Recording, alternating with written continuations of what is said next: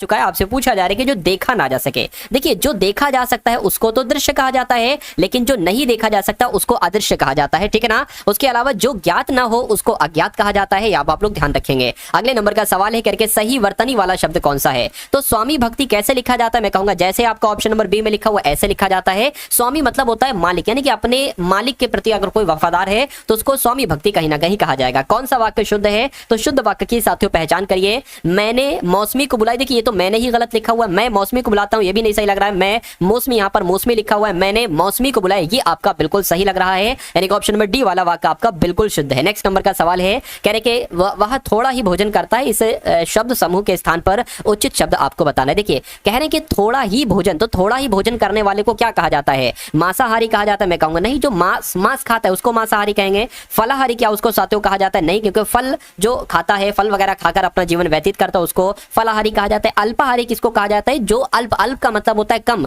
यानी कि जो कम भोजन करता है, अर्थात जो थोड़ा भोजन करता है उसको अल्पाहारी कहा जाता है। और शाकाहारी साथियों अगर बात करें जिसमें मांस वगैरह जो ना खाता हो उसको शाकाहारी कहा जाता है। खैर नेक्स्ट नंबर का सवाल है आपके स्क्रीन पर, कह रहे कि यदि कोई त्रुटि नहीं है तो त्रुटि कोई नहीं वाला ऑप्शन आपको चुनना है।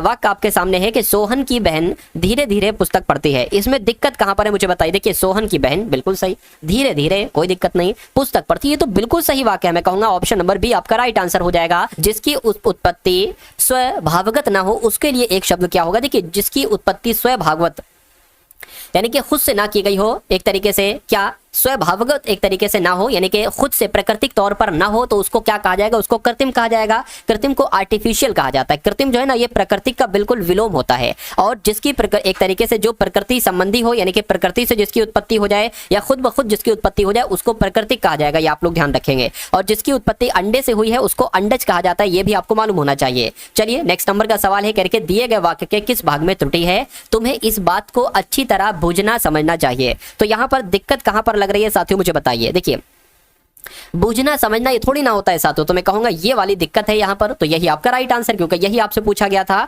उसके बाद देखिए करके साहित्य और जीवन का अभिन्न संबंध, ये क्वेश्चन मैं आपको कई बार करा चुका हूं। या साथियों यहां पर मुझे बताइए क्या आएगा, निर्विघ्न तो आएगा नहीं, घोर भी नहीं आएगा, कठिन भी नहीं आएगा, तो सबसे उपयुक्त शब्द जो यहां पर आएगा वो अभिन्न आएगा, क्योंकि साहित्य और जीवन का अभिन्न अंग अभिन्न संबंध है, ये आपका बिल्कुल सही जवाब हो जाएगा। उसके बाद देखिए पर्यायवाची शब्द की सही जोड़ी आपसे यहां पर पूछी जा रही, मुझे बताइए। तो मैं कहूंगा साथियों देखिए पर्यायवाची की जोड़ी आपको बताना है। जब हम बात करते हैं अनुकूल का प्रतिकूल, ये तो विलोम है, लड़का का लड़के ये एक वचन, ये बहुवचन है, ये पर्यायवाची की जोड़ी आपसे पूछी जा रही है। कवि कविता ये अलग चीज है, भौरा अली यानी कि अली को भौरा भी कहा जाता है, तो ये तो एक दूसरे के पर्यायवाची हो जाएंगे, तो यही आपका बिल्कुल करेक्ट आंसर हो जाएगा, ठीक है ना। चलिए क्योंकि अगर लड़के का यहाँ पर बालक आ जाता तो लड़के को बालक भी कहते थे, ये पर्यायवाची हो जाता। कवि को अगर साथियों काव्यकार भी कहा जाता है, तो साथियों कवि का अगर काव्यकार आता तो ये पर्यायवाची हो जाता। खैर अगला सवाल है आपकी स्क्रीन पर, कह रहे कौन सा वाक्य शुद्ध है। देखिए कह रहे कौन सा वाक्य शुद्ध है, इन चारों वाक्यों में से कौन सा वाक्य शुद्ध है। अच्छा ये तो सवाल ये तो मैं देख चुका ना, मैंने मौसमी को बुलाया, ये सही होना चाहिए।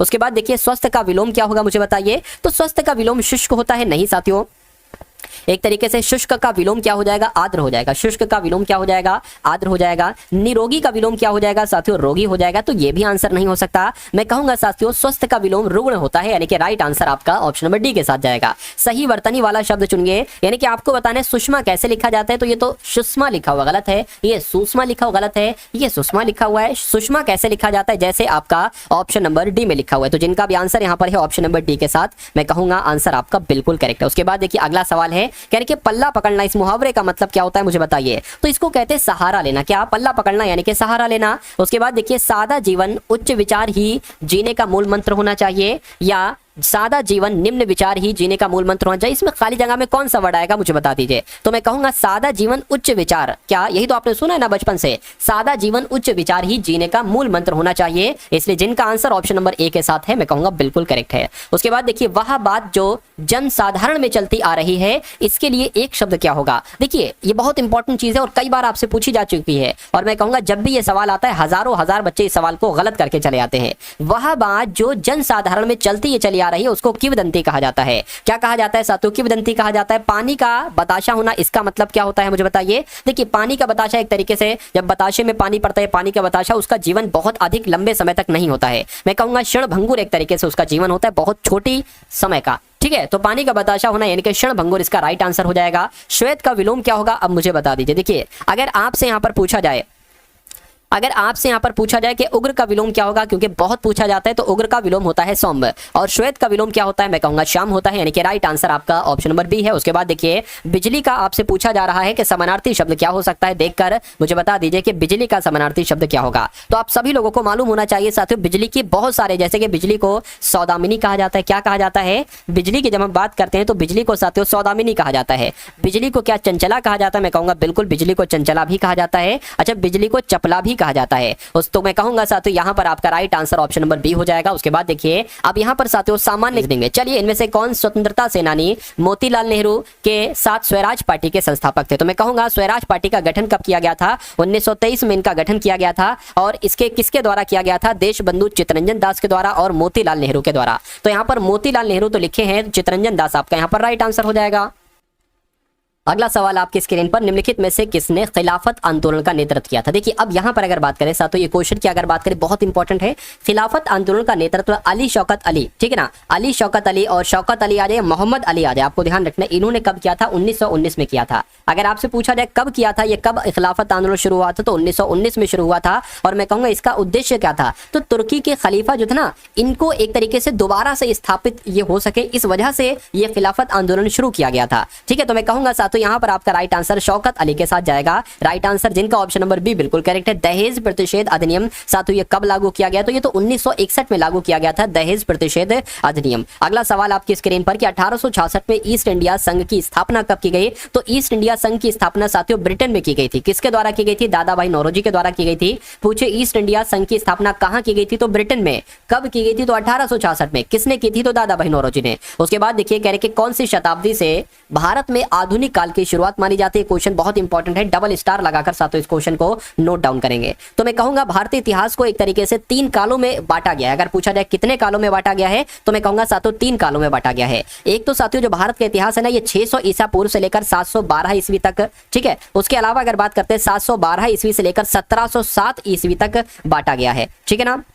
और उसके बाद जो तीसरा काल है जो आधुनिक काल कहलाया जाता है, ये 1707 से अब तक का काल एक तरीके से कहलाया जाता है। मैं कहूंगा कि कौन सी शताब्दी से? तो मैं कहूंगा 18वीं शताब्दी से भारत में आधुनिक काल की शुरुआत मानी जाती है, यानी कि 1707 या कह लो 18वीं शताब्दी भी इसको कह सकते हैं। उसके बाद देखिए सीमांत गांधी साथियों किन्हें कहा जाता है? तो खान अब्दुल गफ्फार खान को ही सीमांत गांधी के नाम से जाना जाता है। उसके बाद देखिए भारत के उपराष्ट्रपति को किसके द्वारा निर्वाचित किया जाता है, मुझे बताइए। तो मैं कहूंगा संसद के दोनों सदनों के सदस्यों के द्वारा। ऐसा कहां पर लिखा हुआ है? ऐसा साथियों ऑप्शन नंबर डी में लिखा हुआ है। तो यहां पर अगर बात करें जो उपराष्ट्रपति होते हैं किसके द्वारा निर्वाचित किया जाता है? तो लोकसभा के और राज्यसभा यानी कि दोनों सदनों के सदस्यों के द्वारा ही उपराष्ट्रपति को निर्वाचित किया जाता है। उसके बाद देखिए भारत के राष्ट्रपति के चुनाव के संबंध में होने वाले विवाद में जो अंतिम फैसला लेने का अधिकार होता है वो किसका होता है? वो सुप्रीम कोर्ट होता है, यानी कि सर्वोच्च न्यायालय का होता है। अगला सवाल है कह हिंदी को भारत की राजभाषा घोषित कराने के प्रयास के लिए किस स्वतंत्रता सेनानी को याद किया जाता है? तो किसको याद किया जाता है? मैं कहूंगा पुरुषोत्तम दास टंडन जी को याद किया जाता है। सही जवाब आपका ऑप्शन नंबर ए हो जाएगा। इस ब्रह्मांड में मौजूद प्रत्येक वस्तु जो पदार्थ से निर्मित है उसे वैज्ञानिकों ने नाम दिया। तो उसको क्या नाम दिया गया? उसको द्रव्य कहा गया। क्या कहा गया? देखिए जो भी ब्रह्मांड में मौजूद प्रत्येक वस्तु जो पदार्थ से बनी हुई है उसको द्रव्य कहा जाता है। क्या? द्रव्य, यानी कि साथियों उसको मैटर कहा जाता है। अगला सवाल आपकी स्क्रीन पर कह रहे कि अफ्रीका में जो किलिमंजारो है ना, किलिमंजारो ये आखिर क्या है? ये सबसे लंबी नदी है या सबसे बड़े घास के मैदान है या सबसे घने जंगल है या ज्वालामुखी पर्वत है? मैं कहूंगा साथियों ये तो ज्वालामुखी पर्वत है। क्या है साथियों? ये ज्वालामुखी पर्वत है। चलिए तो आपका राइट आंसर जो जाएगा वो ऑप्शन नंबर डी के साथ जाएगा। सीरिया की राजधानी की जब हम बात करते हैं तो सीरिया की राजधानी क्या है मुझे बताइए। चलिए देखिए यहां पर अगर बात करते हैं दोहा की राजधानी क्या है? तो दोहा की राजधानी साथियों कतर है। अगर आदिस अबाबा की अगर आपसे पूछा जाए क्या कि दोहा की अगर साथियों बात करते हैं ना, तो दोहा किसकी राजधानी है? दोहा कतर की राजधानी हो गई। आप लोग ध्यान रखेंगे। अच्छा बहरीन भी आपने सुनी होगी कि बहरीन की राजधानी क्या है? बहरीन की जब हम बात करते हैं तो बहरीन की राजधानी साथियों मनामा है। क्या है साथियों? बहरीन की राजधानी मनामा है, ये भी आप लोग ध्यान रखेंगे, ठीक है ना। लेकिन यहां पर अगर बात करें सीरिया की राजधानी क्या है, तो सीरिया की राजधानी साथियों कहीं पर दमास्कस भी लिखा होता है, दमिश्क वगैरह भी लिखा होता है, ऐसे अलग अलग चीजें लिखी होती हैं। चलिए आदिस अबाबा की अगर बात करें तो ये इथियोपिया देश की राजधानी है। उसके बाद देखिए क्षेत्रफल के दृष्टिकोण से निम्नलिखित में से कौन सा भारत का सबसे छोटा केंद्र शासित प्रदेश है? तो मैं कहूंगा लक्षद्वीप की अगर बात करें तो क्षेत्रफल के दृष्टिकोण से ये भारत का सबसे छोटा केंद्र शासित प्रदेश है। लोकटक झील साथियों कहां पर स्थित है मुझे बताइए। तो लोकटक झील की अगर बात देखिए, ये झील है ना, ये पूर्वोत्तर भारत की ताजे पानी की सबसे बड़ी झील मानी जाती है और ये विश्व की एकमात्र ऐसी झील है जिसमें तैरते हुए द्वीप है। पूछा जाएगा विश्व की एकमात्र ऐसी झील कौन सी है जिसमें तैरते हुए द्वीप हैं, तो आप लोग साथियों लोकटक झील ही बताएंगे, ठीक है ना।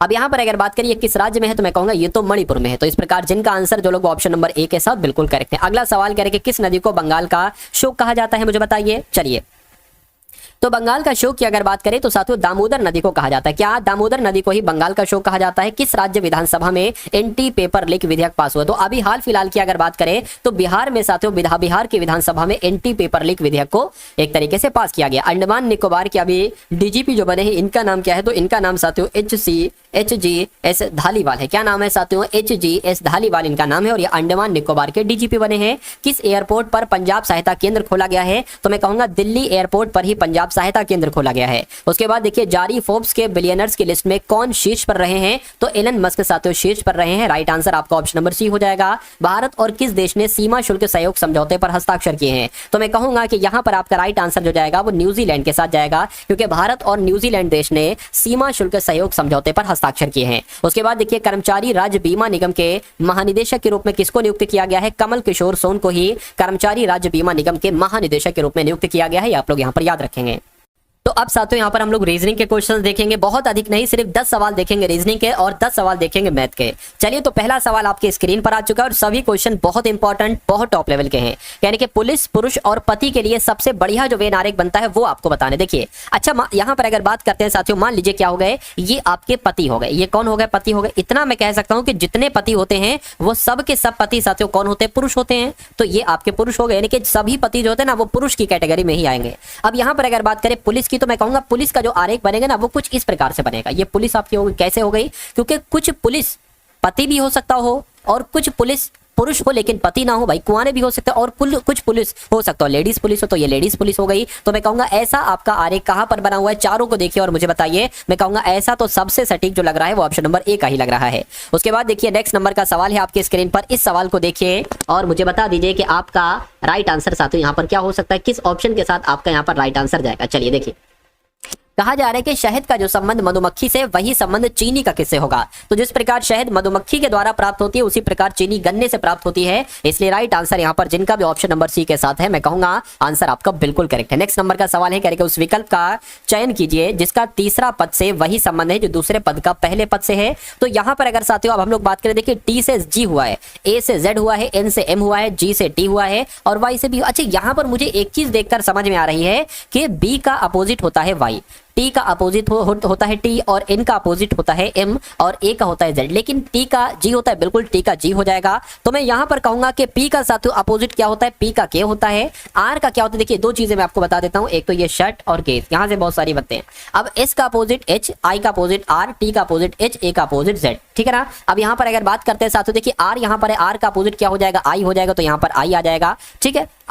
इतनी बात क्लियर है? बिल्कुल क्लियर है। आई का अपोजिट क्या है? आई का अपोजिट आर है, तो यहां पर साथियों आर आ जाएगा। ई का अपोजिट देखिए लव है एक वर्ड, ये एल का अपोजिट ओ होता है और वी का अपोजिट ई होता है, तो मैं कहूंगा ई का अपोजिट क्या हो जाएगा? वी हो जाएगा, यानी कि वी आ जाएगा। और एस का अपोजिट अभी मैंने आपको बताया एच होता है, तो एच आ गया और टी का अपोजिट क्या हो जाएगा? जी हो जाएगा, तो जी आ जाएगा। यानी कि अब आपको बताने के के I R V S H कहां पर? अच्छा, यहां पर तो एस का मुझे क्या लिखना चाहिए? एस का एच लिखना चाहिए, तो यहां पर साथियों एच आएगा। एक सेकंड रुकिए, यहां पर क्या आ गया? एच आ गया और टी का अपोजिट क्या होता है? जी होता है, यानी कि जी यहां पर आ जाएगा। तो के I R V H G कहां पर लिखा हुआ है? ऑप्शन नंबर बी में लिखा हुआ है। उसके बाद देखिए अगले नंबर का साथियों सवाल है आपकी स्क्रीन पर। आपके सामने कथन दे रखे हैं और निष्कर्ष दे रखे हैं। आपको कथन को साथियों पढ़ना है और मुझे बताने के कौन सा निष्कर्ष सही है, ठीक है ना। देखिए कह रहे कि सभी फल फूल हैं, तो हम जितना हमसे कहा जा रहा है ना उतना हम बना लेते। कह रहे कि सभी फल, तो ये क्या हो जाएगा साथियों? ये आपके फल हो जाएंगे। और कह रहे कि सभी फल क्या है? सभी फल फूल हैं, तो सभी फल फूल हो गए। कह रहे कि कुछ फल कीवी है, कुछ फल मान लेते इतने फल क्या हो गए? इतने फल साथियों कीवी हो गए। इतनी बात क्लियर है? बिल्कुल क्लियर है।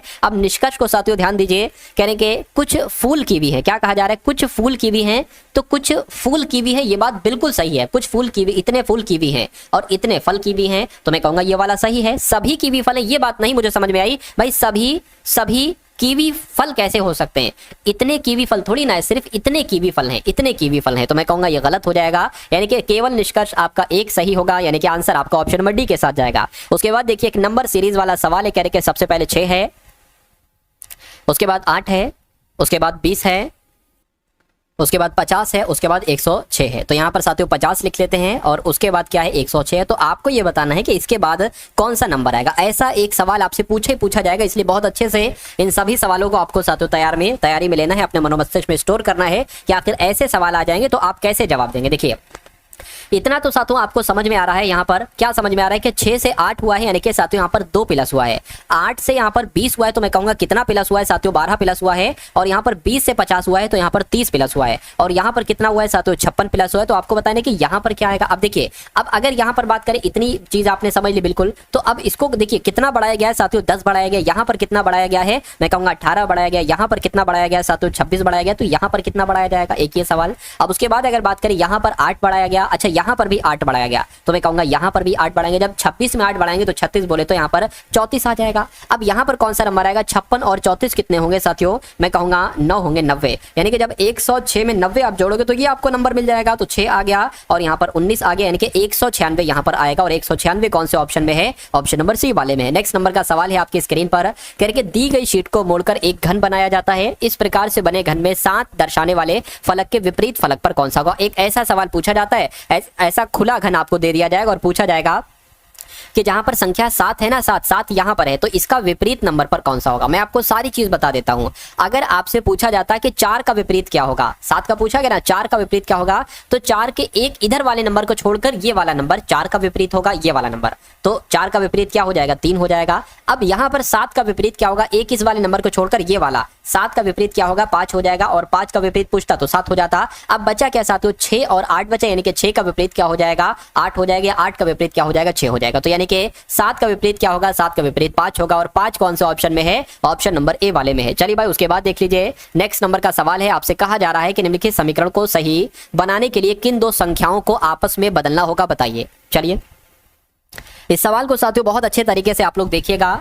2 संख्याओं को आपस में बदलना होगा, किनको किनको। अगर हम साथियों मान लें कि 3 और 5 को आपस में बदल दे, यहाँ पर लिखा हुआ 3 गुणा 45 भाग 5 प्लस 7 माइनस 12 बराबर 70 है। तो यहाँ पर अगर लिखे 3 गुणा 45, ठीक है। अच्छा एक काम करिए, अभी अगर मान लीजिए साथियों ऑप्शन नंबर ए वाला हम आंसर माने और कहें कि 3 की जगह पर 5 और 5 की जगह पर 3 अगर लिख दोगे और इसको कैलकुलेट करोगे तो क्या 70 आएगा, देख लेते हैं एक बार। 3 लिखा हुआ है ना, तो इसकी जगह पर 5 आ जाएगा, गुणा गुणा हो जाएगा, 45 का 45 रहेगा, भाग का भाग रहेगा, 5 की जगह पर 3 आ जाएगा, तो 5 की जगह पर 3 आ गया, प्लस 7 आ गया, माइनस 12 आ गया। देखिए इसको कैलकुलेट करके क्या 70 आ रहा है। अगर 70 आ रहा है तो यही आंसर हो जाएगा, लेकिन अगर 70 नहीं आता है तो फिर इस वाले ऑप्शन को चेक करेंगे। देखिए 3 से अगर इसको कट करेंगे तो 3 एकम 3, 3 पंजे 15 हो जाएंगे, यानी कि 5 गुणा 15 हो गया, प्लस आपका 7 माइनस 12 हो गया, 15 पंजे 75 हो गया, प्लस 7 माइनस 12 हो गया। 75 और 7 कितना हो जाएगा, 80, 81, 82, 82 माइनस 12 की अगर बात करें क्या 70 होता है। देखिए जरा, 2 में से 2 जाएगा, 0 बचेगा, 8 में से 1 जाएगा, 7 बचेगा। बिल्कुल साथियों 70 बराबर 70 आ गया, यानी कि आपका राइट आंसर जो है ना वो ऑप्शन नंबर ए वाला ही है, बी वाले को आपको चेक करने की जरूरत ही नहीं पड़ी। उसके बाद देखिए नेक्स्ट नंबर का साथियों सवाल है आपकी स्क्रीन पर। यहां पर अगर बात करें क्या करना है, देखिए ये आपका एक दर्पण है और ये आपके सामने एक वर्ग है, उसके अंदर कुछ संख्याएं लिखी हुई हैं। कहने के बिल्कुल अगर ये वर्ग एक आईने में जब आप देखते हो तो ये आईने में कैसा दिखेगा, तो आईने में कैसा दिखेगा मैं बनाने की कोशिश करता हूं साथियों। देखिए 2 इधर को है ना, तो 2 इधर को आ जाएगा और 2 किस टाइप से आएगा, कुछ इस टाइप से बनेगा। 5 की अगर बात करें तो 5 साथियों कुछ इस टाइप से बनेगा, और 6 की बात करें 6 इस टाइप से बनेगा। अब 9 की बात करें साथियों तो 9 की अगर बात करें 9 ऐसे आपका बनेगा, 3 आपका ऐसे बनेगा और 2 आपका ऐसे बनेगा। ऐसे क्या यहाँ पर बनाओ, नहीं 2 नहीं बनाओ यहाँ पर ऐसे, ठीक है। यहाँ पर बना नहीं साथियों, यहाँ पर भी नहीं, ठीक है ना। मैं कहूंगा साथियों ऐसा आपका बन रहा है, तो आपका right answer option number B के साथ जाएगा।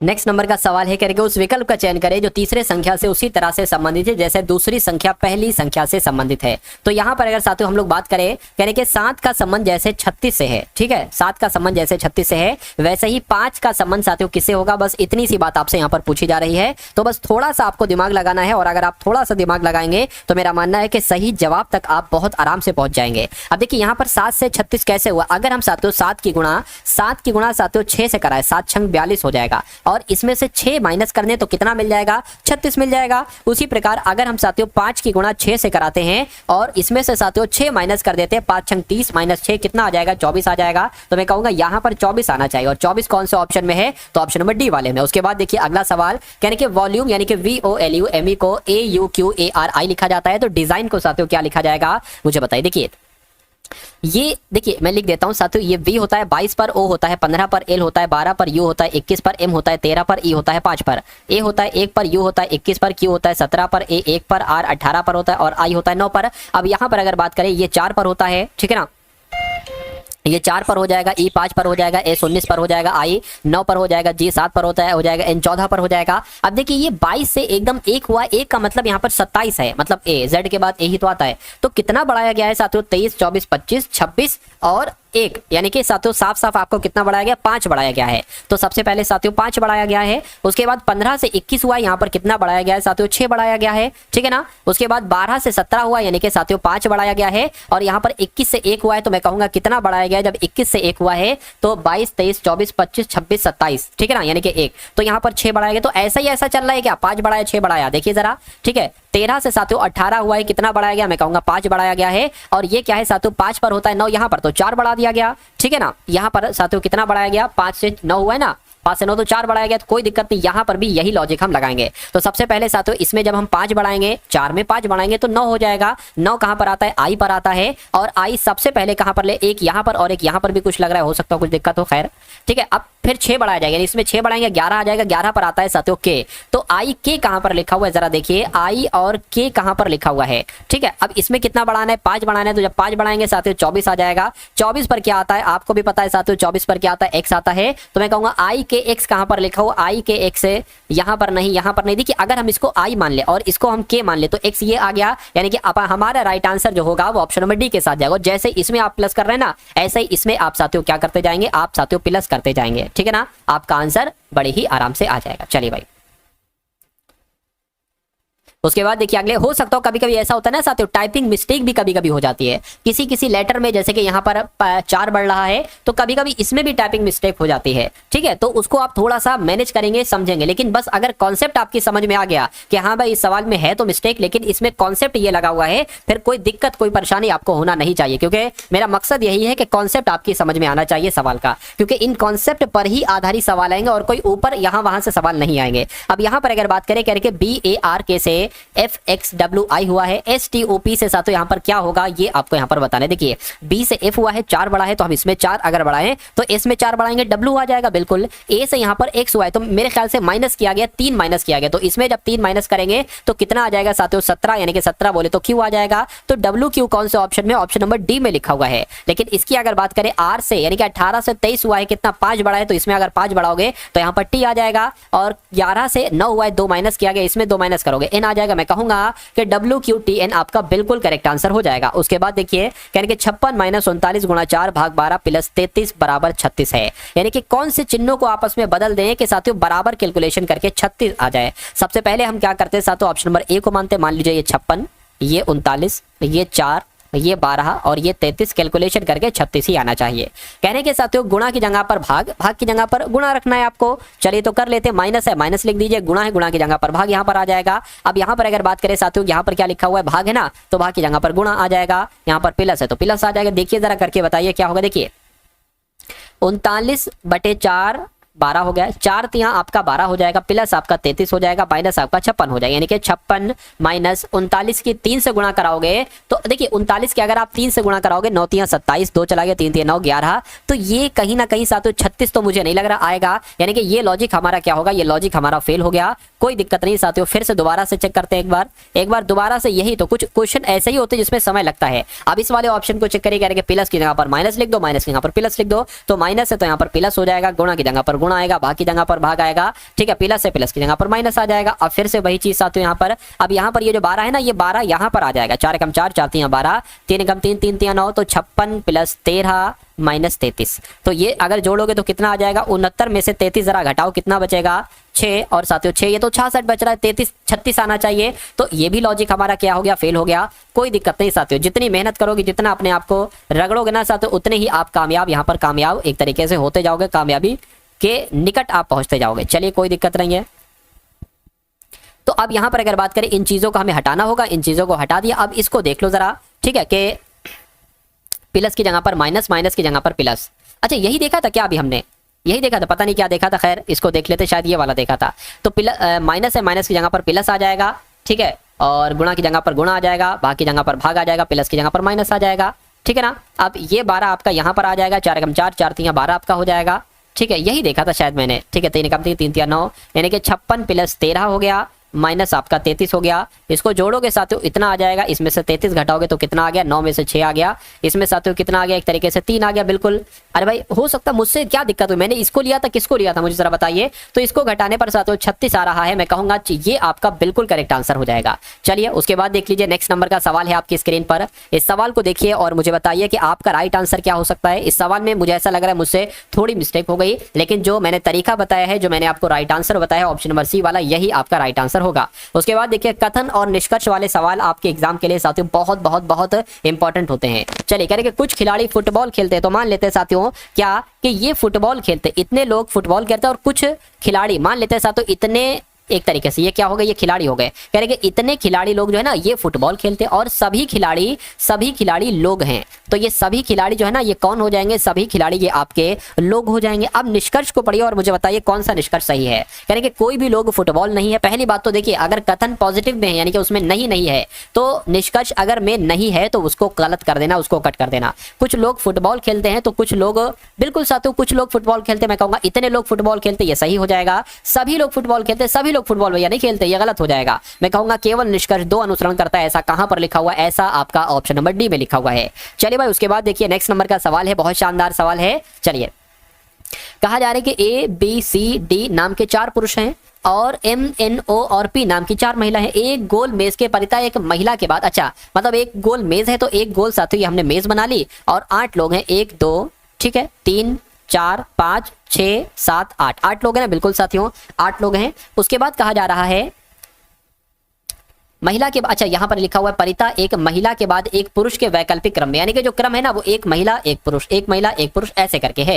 यानी कि पी जो है ना ये बी और ए के बीच में है, ठीक है। ए एन के ठीक बगल में है, डी के सामने बैठा है, यानी कि ए जो है ना ये एन के तो बगल में है, लेकिन ए डी के सामने बैठा है, पी के सामने बैठी है एम। तो अगर हम साथियों पी के सामने एम एम बैठा ले, यानी कि पी को अगर यहाँ बैठा ले तो जाहिर सी बात है एम यहाँ पर बैठेगा, इतनी बात क्लियर है। अब यहाँ पर अगर साथियों बात करें, कह रहे कि पी जो है ना पी यानी कि ये बी और ए के बीच में बैठी, मान लीजिए बी अगर यहाँ पर ए यहाँ पर, यानी कि बी और ए के बीच में बैठी है पी, लेकिन हो ये भी सकता था ए यहाँ पर होता बी यहाँ पर होता, लेकिन हम करके देखते अगर सही सब कुछ चलता है तो ठीक, वरना ए को यहाँ पर बैठा लेंगे, बी को यहाँ पर बैठा लेंगे। उसके बाद कहने के एन के ठीक बगल में है ए, एन के ठीक यानी कि एन यहाँ पर हो जाएगा, एन के ठीक बगल में है ए, और ए जो है ना ए ये डी के सामने बैठा है, यानी कि डी के सामने बैठा है ए, तो डी यहाँ पर आ जाएगा। उसके बाद कह रहे हैं कि साथियों पी के सामने बैठी है एम, तो पी के सामने बैठी है एम, इतनी बात क्लियर। अब एक बार और सवाल को जरा पढ़िए, सवाल में क्या कहा गया है, कहा जा रहा है कि पी बी ए के बीच में बैठी है, यानी कि पी जो है बी ए के बीच में बैठी है, एन के ठीक बगल में ए है, एन के ठीक बगल में ए है, ठीक है, और डी के सामने बैठा है, डी के सामने बैठा है, पी के सामने बैठी है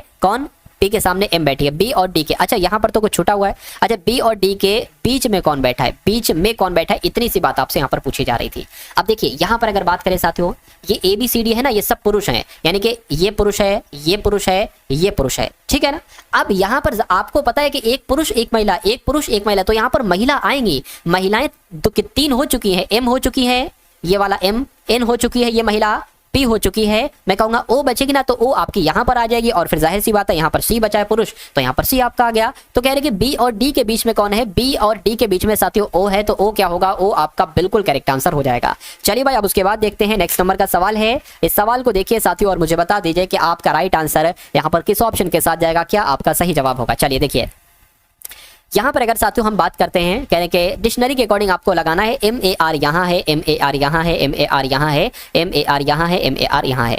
सबसे पहले कौन सा आएगा, ई या आई, मैं कहूंगा ई पहले आता है, आई पहले आता है या ई पहले आता है, टी नहीं एम नहीं, तो मैं कहूंगा ये सबसे पहले आ जाएगा, ठीक है ना। उसके बाद आई ई, ठीक है, आई जे ये ज्यादा हो जाएगा, ये भी ज्यादा हो जाएगा, ये भी तो मैं कहूंगा 5 उसके बाद आ जाएगा। उसके बाद M A R I, M A R I, ठीक है ना, एम ए आर आई ये वाला साथियों पहले आ जाएगा, मैं कहूंगा 3 आ गया। अब इसमें से देख लीजिए जरा, M A R M, M पहले आता है ना, टी थोड़ी ना पहले आता है, तो 1 आ जाएगा, फिर 2 आ जाएगा, यानी कि 453 12 कहां पर लिखा हुआ है, 453 12 आपका ऑप्शन नंबर ए में लिखा हुआ है, तो ये आपका बिल्कुल करेक्ट आंसर हो जाएगा। उसके बाद देखिए अगले नंबर का सवाल है, आपसे पूछा जा रहा है कि उस विकल्प का चयन कीजिए जिसमें दी गई आकृति सन्निहित है, घुमाने की अनुमति नहीं है, यानी कि आपको बताने की ये एक ऐसी आकृति किस ऑप्शन में है, क्या इस ऑप्शन में है, इस ऑप्शन में मैं कहूंगा नहीं, इस ऑप्शन में मैं कहूंगा नहीं, क्या इस ऑप्शन में है या इस ऑप्शन में। देखिए अगर हम साथियों इसको ये करें ऐसे, सॉरी एक सेकंड, अगर हम इसको साथों ऐसे करें, एक ये हो गया और एक ये हो गया और एक ये हो गया, तो ये बिल्कुल ऐसी आकृति बन गई है। मैं कहूंगा उस विकल्प का चयन मैंने कर लिया है जिसमें दी गई आकृति सन्निहित है, यानी कि आंसर आपका जो जाएगा वो किस ऑप्शन के साथ जाएगा,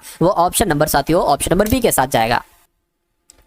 अगला सवाल है, यदि किसी संख्या का 30% उस संख्या के 7% से ठीक यहाँ पर से आना चाहिए से 15 कम है तो वो संख्या बताइए। यानी कि मान लीजिए वो संख्या x है, तो किसी संख्या यानी कि x का 30%, तो x का साथियों ये हो गया आपका 30%, उस संख्या के यानी कि उस x के ही 60% से 15 कम, यानी कि इन दोनों का जो डिफरेंस है ना वो कितना है, 15 है, ये यहाँ पर कहा गया है। तो संख्या बताइए, यानी कि x का मान आपसे पूछा जा रहा है। तो अगर बात करें साथियों, देखिए यहाँ पर अगर बात करें ना, इन दोनों का डिफरेंस 15 है, तो हम कैसे कर सकते थे, हम ये भी कर सकते थे, बड़ी संख्या साथियों ये है तो इसको पहले लिखो, क्या इसको पहले लिख लो, क्या दिक्कत है साथियों, ठीक है। तो x का अगर 60%, x का 60% माइनस x के 30% से कितना अधिक है, तो मैं कहूंगा 15 अधिक है, ठीक है। अब 100 नीचे है तो ये एलसीएम हो जाएगा, 100 हो गया, ये 60x ये माइनस 30x हो गया, बराबर क्या हो गया, बराबर 15 हो गया। 60x में से 30x जाएगा, कितना बचेगा, 30x बचेगा, यानी कि 30x बराबर 15, इस 100 की गुणा 15 से हो जाएगी, ये यहाँ पर आ गया। अब x बराबर साथियों 15 गुणा यहाँ पर 100 हो जाएगा, बटे क्या आ जाएगा 30, ये 30 साथियों नीचे भाग में आ जाएगा, 15 एकम 15, 15 दूना 30, 2 से कट करेंगे 50 आ जाएगा, यानी कि x बराबर क्या आ जाएगा, 50 आपका आ जाएगा, यानी कि वो संख्या क्या रही होगी, वो संख्या 50 रही होगी। राइट आंसर आपका ऑप्शन नंबर बी हो जाता है। उसके बाद देखिए अगला सवाल जो कि एकदम टॉप लेवल का सवाल है, अच्छा बच्चा इसको नहीं कर पाता है, कुछ ही बच्चे इसको कर पाते हैं, ठीक है, मतलब अच्छा बच्चा इसको नहीं कर पाता है, और अगर करता है तो कुछ प्लस माइनस की मिस्टेक कर देता है, फिर सवाल जो है ना वो गलत हो जाता है। चलिए, तो अगर आपने साथियों इस सवाल को आज देख लिया और ये फिर सवाल आपके सामने कभी भी आ जाए तो आप इसको बहुत आराम से कर लेंगे। देखिए क्या क्या है, यानी कि 5000 की धनराशि साधारण ब्याज पर 6 वर्षों में 7550 हो जाती है। अगर ब्याज की दर में 3.5% की वृद्धि कर दी जाए तो धनराशि कितनी हो जाएगी, यानी कि आपसे धनराशि कितनी हो जाएगी ये पूछा गया है। मैं कहूंगा कहीं ना कहीं मिश्रधन आपसे पूछा गया है, ठीक है ना, क्या आपसे साथियों पूछा गया, मिश्रधन पूछा गया है, तो वो धनराशि कितनी हो जाएगी, यानी कि उस धनराशि में कितना साधारण ब्याज मिल जाएगा। चलिए, तो सबसे पहले मैं कहता हूं यहाँ पर मूलधन दे रखा है, कितना दे रखा है, 5000 दे रखा है मूलधन, ठीक है। समय आपको कितना दे रखा है, 6 वर्षों का समय दे रखा है, ठीक है। और मिश्रधन दे रखा है कितना साथियों, 7550 मिश्रधन दे रखा है, बिल्कुल सही। तो मिश्रधन 7550 दे रखा है। अगर हम साधारण ब्याज देखें कि कितना होगा, तो आपको पता है साधारण ब्याज होता है मिश्रधन माइनस मूलधन। तो मिश्रधन कितना है साथियों, 7550 माइनस मूलधन कितना है, 5000। तो मैं कहूंगा साधारण ब्याज हमारा कितना निकल कर आएगा, तो साधारण ब्याज साथियों 2550 निकल कर आएगा। इतनी बात क्लियर है, बिल्कुल क्लियर है। अब देखिए आपको यहाँ पर साथियों दर बताना है, क्या आपको बताना है, दर बताना है। तो दर ऐसे भी निकाल सकते हो साथियों, एक सूत्र होता है क्या, साधारण ब्याज बराबर P/T/100, इससे निकाल लो। साधारण ब्याज आपको दे रखा है कितना है, 2550 है, बराबर P कितना है साथियों 5000 है, और R निकालना यानी कि दर निकालना है, T कितना है 6 वर्ष है, और बटे में क्या आ जाएगा 100 आ जाएगा। इन 2 जीरो से ये 2 जीरो कैंसिल आपके हो जाएंगे, ठीक है ना, बिल्कुल ठीक है। अब देखिए अब यहाँ पर हम लोग क्या कर सकते हैं, अब हम लोग कर सकते हैं कि ये R इधर हो जाएगा, ठीक है, और ये इधर क्या हो जाएगा साथियों 2550 आपका हो गया। ये 50 है ना, इसकी भाग नीचे हो जाएगी 50 यहाँ से, और 6 भी इसके नीचे आ जाएगा। अब इसको कट करने की कोशिश करो, ठीक है, 5 पंजे 25 हो जाएगा, 5 एकम 5 हो जाएगा। अब 51/6 है, तो इसको कैसे कैलकुलेट करोगे, 6 कम 6, 6 चंग 36, 6 42, 6 अट्ठे 48 हो जाएगा, ठीक है ना, 6 अट्ठे 48 हो गया। 3 बचेगा ना, पॉइंट लगाया 0 बढ़ा, ठीक है, पॉइंट लगाएगा 0 बढ़ाया, 6 पंजे 30 हो जाएगा। तो मैं कहूंगा दर कितनी निकली है, 8.5% की आपकी दर निकली है। तो अब यहां तक आपको खेल समझ में आ गया ना, दर कितनी है, ठीक है, समझ में आ गया। इसको मैं हटा देता हूं, इसको मैं साथियों यहां पर से हटा देता हूं, दर निकल कर आ गई। अब यहां पर सवाल में कहा यह गया था कि अगर दर को 3.5% की वृद्धि कर दी जाए, दर जितनी निकले 8.5% निकली, कह रहे दर में अगर 3.5% की वृद्धि कर दोगे तो नई दर हमारे पास कितनी आ जाएगी साथियों, हमारे पास तो 12% की आ जाएगी। तो कह रहे तो धनराशि कितनी हो जाएगी, यानी कि तो मिश्रधन कितना हो जाएगा। तो आपको मिश्रधन निकालना है ना साथियों, आप क्या करिए, आप फिर से साधारण ब्याज निकाल लीजिए। बस क्या, पुरानी दर जो थी ना, पुरानी दर 8.5 थी, सॉरी पुरानी दर कितनी थी, हाँ पुरानी दर ये थी। अब इसमें साथियों 12% रखना है, P/T/100। साधारण ब्याज की जब हम बात करें तो कितना दे रखा है साथियों, साधारण ब्याज निकालना है हमें। साधारण ब्याज P कितना है साथियों 5000 आपका हो गया, ठीक है, और R कितनी है, नई दर कितनी है 12 है, T कितना है, समय कितना है 6 है, 100 नीचे आ जाएगा। इन 2 जीरो से ये 2 जीरो कैंसिल। साधारण ब्याज बराबर 12 पंजे 60, ठीक है, ये 6 है साथियों, 6 है, 12 पंजे 60, 12 छंग 72, यानी कि 72 की गुणा आपको 50 से करनी है। तो 72 की गुणा 5 से करिए, 5 दूना 10 हो गया, 7 पंजे 35 यानी कि 36 हो गया, ठीक, इतनी बात क्लियर है, बिल्कुल क्लियर है। ये साथियों कितना हो जाएगा, 3600 हो जाएगा। यानी कि साधारण ब्याज 3600 निकला है। पूछा गया था मिश्रधन, पूछा गया था मिश्रधन बराबर होता है साथियों साधारण ब्याज प्लस मूलधन। तो साधारण ब्याज 3600 निकला है, मूलधन साथियों 5000 है। तो मैं अगर इन दोनों को जोड़ देता हूं तो मूलधन कितना, सॉरी मिश्रधन कितना आ जाएगा, 8600 आ जाएगा। तो 8600 आपका बिल्कुल करेक्ट आंसर हो जाएगा। तो दोस्तों ये वीडियो आप लोगों को कैसी लगी कमेंट बॉक्स में ज़रूर बताएं। वीडियो अच्छी लगे तो वीडियो को लाइक करें और चैनल पर नए हैं तो चैनल को सब्सक्राइब करें।